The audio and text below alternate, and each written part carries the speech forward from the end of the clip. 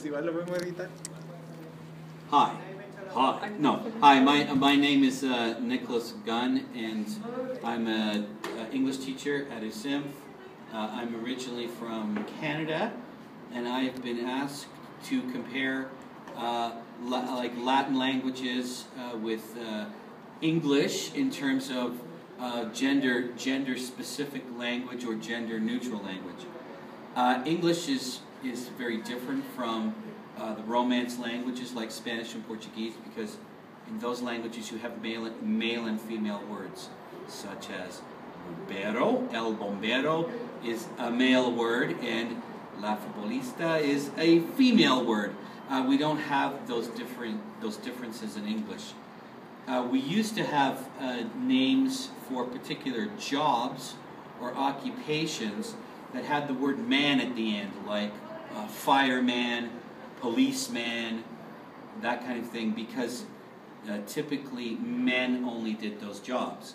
Now, with women's liberation and the movement towards equal work and equal pay, many women now do those kinds of jobs, and there is now a change in the English language to create gender-neutral words for specific jobs. With the two examples I just gave you of a fireman and a policeman, we now have firefighter, which is now the official word, because that is gender-neutral and can apply to both men and women.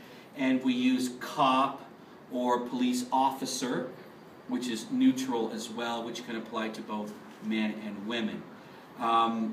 Some women don't mind some women, should say, prefer the gender-neutral word. Other women don't mind if you call them a policewoman or whatever. Certainly in the case of actor and actress, those are two examples where we have a male word, actor, and a female word, actress. Women sometimes refer to themselves as actors, and sometimes they use the word actress. It depends on which word they're more comfortable with.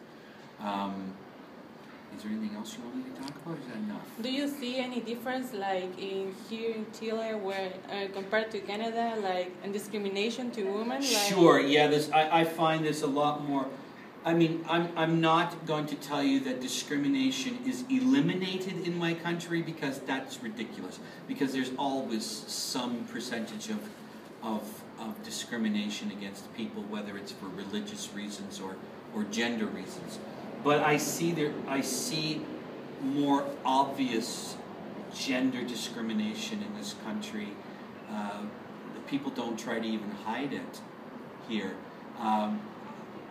During job interviews, for example, it's very, very limited what kind of questions the potential employer can ask the candidate. You can't ask women how old they are. You can't ask women if they plan on having children. You can't ask those kind of questions, because that's not directly related to the job itself. That's their personal life, what they do. So you can't ask questions like that. And nor can you obviously discriminate against interviewing a woman because she's A, single, or B, she's at that age where she can have children. You can't turn people down because of that kind of reason. You find yourself in front of the ombudsman and you get fined for that kind of thing, and you get into a lot of trouble. There can be legal action brought against you.